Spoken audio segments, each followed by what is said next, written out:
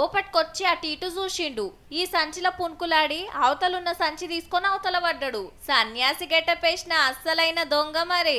ఇంతకు మనోడు ఏం పట్టుకపోయిండంటే 76 తులాలున్న బంగారు కలశం, ఓ బంగారు కొబ్బరికాయ, 11.5 తులాల బరువున్న ఇంకో కలశం, వజ్రాలు, కెంపులు, రత్నాలద్దిండ్రు. మూడిటిలువ 1.5 కోటి.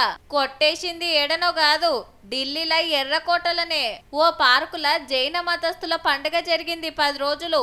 ఓ వ్యాపారి వారసత్వంగొస్తున్న గీ కలశాలు తీసుకొచ్చిండట పూజ కోసం. సన్యాసి గెటపులా గదే పూజలో కూసోని అటెనక ఏడ దాచిపెట్టింది కనిపెట్టి పట్టుకపోతే సీక్రెట్ కెమెరాల పుణుకులాడి అనుమానం ఉన్న ఒకరిని ఉత్తరప్రదేశ్ లో అరెస్ట్ చేసిండ్రు పోలీసులు.